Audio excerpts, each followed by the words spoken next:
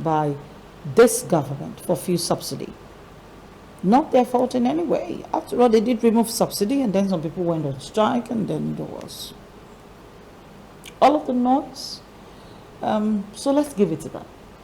A little here, a little there. But then ASUU says, give us 200 billion of your 4 trillion naira for fuel subsidy, and we'll return to work. Sounds like a fantastic option, if you ask me. Or what do you think? To every Nigerian, it sounds like that. What I think, like you said, of course, can't be their fault. Politicians, and that's where we started from. We want to go into business. It's a business. Of course, they know that a lot of our mumus will never do. Let's remove the subsidy. You with your mouth, no, never. It's not going to be.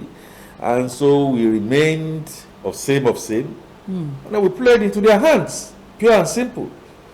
4.1 trillion naira, some $8 billion. Even almighty America, China, will never, ever make that kind of expenditure on petrol. Here we are, we submitted to them, because no, never. When we should all be sitting around the cancer patient and be talking truth to ourselves. It's bad. Yes, it's bad. But what do we do about it? This cancer patient, should we ask him or her to go back and go and take care of his household? Okay? Some people will say, yeah, let's take him or her to a spiritual center. Continue wasting of time, which exactly is the Nigerian situation. So Nigerians have refused to accept that subsidy needs to go, and so has continued to enable. Is that what you're saying? You're doing that to a rogue government, rogue politicians. We played into their hands. It's like somebody just enter your house and say, look, if you make a noise, I'm going to shoot you. Okay, it's good for you to just go prostrate. But for you to go prostrate and say, oh, I have an AK-47 very near me and all that, and all that kind of stuff. Oh, you have AK-47?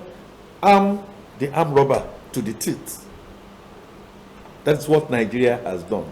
So whether it's the Labour Congress, whether it is you and I, and that are chopping our future, and unfortunately, we are only chopping a minuscule out of this money, the rest is going to go into the so basically pockets for 23 years, we Nigerians have continued to clamor for a subsidy that is robbing us blind of our in the first place infrastructure, progress. Let's look at numbers.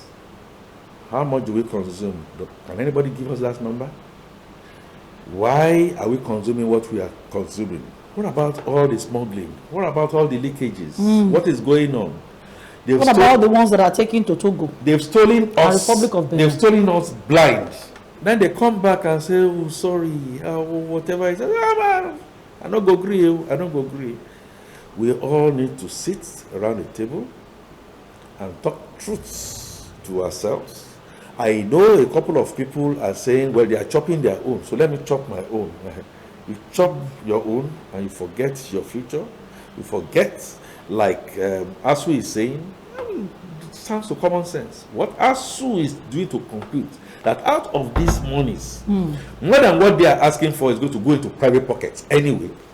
So what kind of priority do you give to a set of people who will leave the educational sector comatose, who will go and buy funds for 100 million, for 40 million, the other party is saying 40 million, I hope.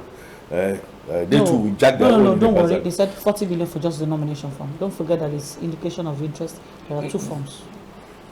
I hear. We are going to see.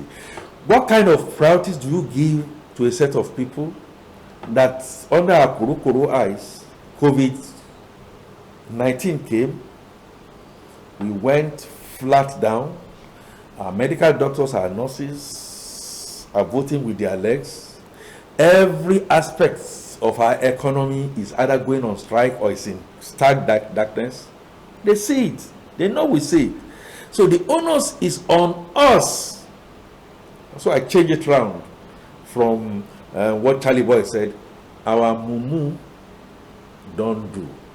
Let us rise, not continue to antagonize. Let's organize and let's put our thinking cap. There are capable Nigerians who will be able to do by far better than what we are being served today. 4 trillion naira, we played into the politicians' hands. They knew that was going to happen. But if the new person comes and says, I'm removing subsidy, Nigerians, do you see Nigerians not rising again? Are we educated enough to understand that subsidy is still a scam? I am talking about it. Yes, I agree. A personal scam that we have allowed. We must begin to answer the questions. Akin to a situation where the blind and the lame have been given some raw materials as you call groundnuts. You, the lame, because you can see, continue to fry. Yes.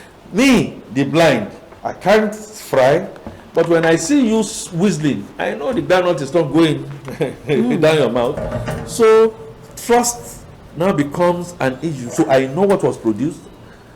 Minus the fact that some other persons will now then come and begin to steal, and I get my priorities right, and I get my politics right, and I restructure my mind, and I restructure the polity, and I begin to tell myself the basic truth, and begin to look at the critical issues of population control. I begin to look at the critical issue of educational resurgence, risorgimento, like the Italians will call